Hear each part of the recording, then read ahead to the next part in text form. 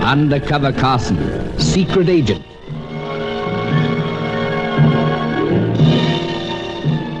Operation Deathray, an assignment in Rio.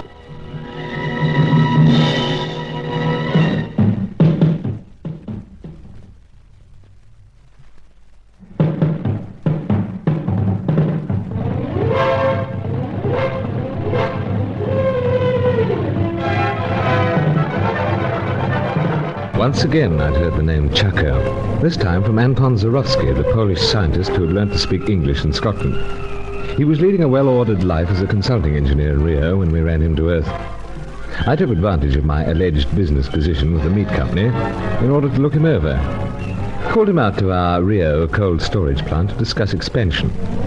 We were alone in an empty freezer and all was going well until Zorowski suddenly suspected what I was after. He panicked, but it was impossible to escape. Neither of us could. Someone had clamped the door shut and we were trapped in a huge icebox. No, Mr. Carson, I refuse to believe that this is not a trick to get information out of me. But you will hear nothing. Nothing! Oh, easy, old chap. We're in the same boat. Freezer, rather. No, these tricks do not convince me. I have had dealings enough with your kind. Spy! Oh, steady, old chap. Don't quite care for the spy. Howsoever, let me hasten to point out that I'm as much victim of the situation as yourself. Someone obviously wants us both trapped inside here. Until you force me to speak, then let there be no misunderstanding. I know what you seek. I will not talk. I have washed my hands of it all. This is a new life for me. I have a business which now prospers. I have a good wife, a young family. No dealings I have with any of your kind, for fear that I lose all. Scarcely time to point this out, caught in this confounded cold as we are, but must. If the secret of this death ray falls into the wrong hands, what then of your business, family? For all you know, Mr. Carson, it may already be in wrong hands. Chaco's? What is it that you know of Chaco? You let the name drop yourself, old chap, in the first few heated moments. It is a hateful name. He was one of the 6 surviving scientists who arrived from Europe. Am I right? I told you, Mr. Carson, I will not speak. Yeah, this Chaco seems to have some hold, eh? He has no hold on me. No? I have parted from his kind for all time. Cannot I convince you of that? Perhaps. But you were working on a certain aspect of this death ray. I will not answer that. Nevertheless, you were. Your specialty was plant construction. Who told you that? Shot in dark. Howsoever, It is true, then, that I was engaged in the planning of the plant. Vitally important to such a project. But I have no plans or documents in my possession now, and I have tried my hardest to eradicate all the details from my memory. Try to understand that I am a peace-loving man, a family man. I hate to disrupt your family life, old chap, but many, many families are involved in this great issue. In the wrong hands, death ray could cause frightful slaughter and misery. Need you tell me that, when I have worked upon it? I'm merely trying to appeal to the better side of your nature. Have I not explained so? The plans, the documents, I no longer have them. You destroyed them? No, and they are not destroyed. Perhaps it is best that I tell you this much. Chaco has them. I see. Your part, too. From that I understand that you have already come upon another of my former colleagues. Not Chaco. I imagine that he will be most elusive. But who? Dr. Diaz. Psha, the one who claims to be the greatest scientist in the world. The crazy fool. But where did Chaco catch up with him? Well, living back of beyond, native village. How like him? Yeah, but Chaco, where can he be found? I have no idea of that. Indeed, even if I knew, I would not disclose it to a living soul. Not even at price? So that is why all this is arranged. To try your bribery. Well, let me tell you, Carson, this cold is already more than uncomfortable. You are wasting your time. Believe me, we're both trapped in here. It is strange, is it not, that you should be so eager to extract from me all that I know? I must do something to keep circulation going. A smooth one indeed. But I cannot be involved. If Chaco knew that I gave the slightest hint as to his whereabouts, my life would be at an end. My children fatherless. Then you've some idea where he may be found? No, I do not. I swear to that. Then what about other colleagues? I have no idea. It is from you that I hear for the first time of Diaz. The others went their ways. Perhaps one deep down into the Andes. Perhaps another and another into some country bordering Brazil. I do not know. Oh, but it's cold. It's fast becoming unbearable. Keep swinging your arms, rubbing hands. Please, are you not satisfied now that I have nothing to give you? And aren't you convinced, old chap, that I'm locked up in here the same as you are? You really mean that? Been trying my best to convince you. There must be some way to get out. The door, let us hammer upon it. You're the engineer, Zarowski. These doors, very heavy. Unlikely anything heard. However, sure to be someone looking for us. In the meantime, he will be frozen to death. You are already blue with the cold yourself. A trifle uncomfortable, let's say. All right, then. Try emergency measure. What is this you draw from your pocket? Pipe. Such a strange and overlarge pipe. It needs to be big.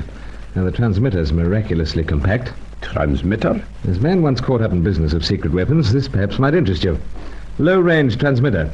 Signals only, of course. Amazing. A small aerial uncoil. Indeed. Like so. Now to work. All going well. Signal should be picked up at other end. Whereabouts might that be, Carson? Friend's apartment. Here goes.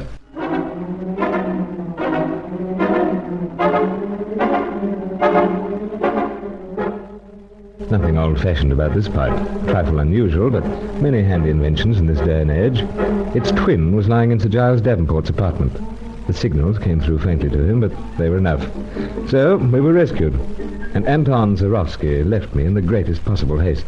Back at Sir Giles' Copacabana apartment, we talked it over. You know, Carson, I thought that pipe you left was an infernal machine. I dared not touch it, though it did have its use. So, might have ended up frozen stiff, but for having it with me. No notion who so unsportingly shut you in? I'm afraid not. An old trick. Destroy opposition. Anton Zarowski proved a disappointment. You haven't just cast him aside. Oh, heavens no. Got Angelo out even now checking up on him, but frustrating most. This Chaco looms larger and larger as the evil genius. Indeed. But, man, we must be on the right track. Otherwise, these rival agents wouldn't be so jolly persistent. True, Sir Giles, but where does all this leave us? Well, I suggest we take a breather, sort things out. What about another snort? Yes. What about yourself? I'll sit on this one. Well, thanks. Here you are. Help yourself to water. Right. Yeah, that does it. Cheers. To our success in this search, Carson. So. All the same, sir, we've drunk to that on a number of occasions. We mustn't be too impatient. Hello? Someone at the door. It's opening, that old man. Ah, Angelo. Indeed, Excellency. I don't know why I shouldn't have thought it was someone else, but after all, one of Carson's lady loves apparently took a wax impression of the key. But Angelo, you black-hearted old rogue, what have you been finding out? Excellency, I've been in conversation with a relative. Dear fellow, that could mean any one of hundreds. The cousin who is in the position of cleaner at the building where the Senor Zarowski has his offices. Oh, yes. I requested my cousin that he should maintain a particular watch upon the Senor. And now he informs me that the Senor returned today in a state of considerable agitation. Reason to. Indeed. And furthermore, Excellency, that he left with several cases of papers. He did? See. And from what he was told by other people on the same floor of the building, he will be absent for some time. Where? Where gone to, I mean? My relatives are inquiring into that, Senor Carson. Interesting turn of events, old man. Yeah, most. When can you expect something, Angelo? Oh, it is unlikely that I should hear more before very late tonight. You've done very well so far. Jove, yes. This Zarowski mightn't be the reformed and innocent fellow he makes out. You never know, Sir Giles. Anyway, I'll be looking forward to hearing more. Meanwhile, I have an appointment. Which one this time? Bakerella, Sir Giles. Said I'd drop in at the new place where she's dancing, the White Tulip. Care to join me? No, Carson, you go along and enjoy yourself while you can. I'd say there was a busy time for you coming up.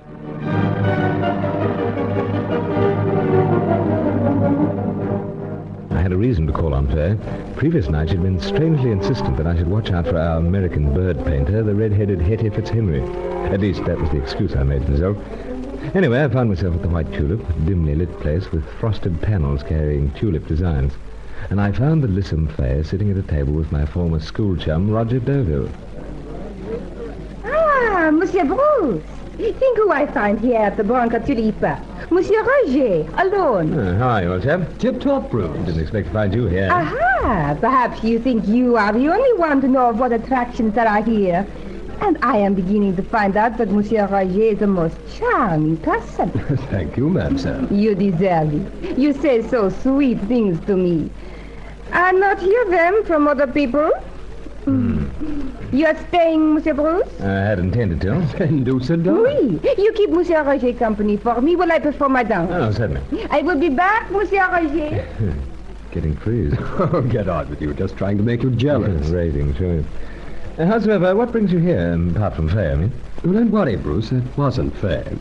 I'm looking for Hetty. Looking for her? She's been acting mysteriously all day. Had a feeling that the Fitzhenry blood was all het up over something. You know what she's like.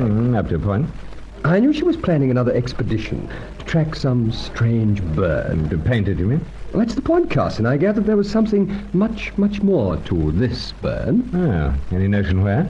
In the Andes somewhere. Andes? Yes, away over in Peru. Anyway, I've looked high and low in all the likely haunts. It's pretty clear that she's buzzed off. And as I said, it's all very mysterious. Something very odd about this bird.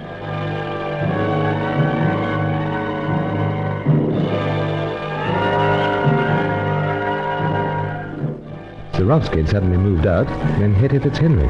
Could there be any link? I had to look into this, otherwise someone might steal a march on us in the grim and shadowy game of Operation Deathray.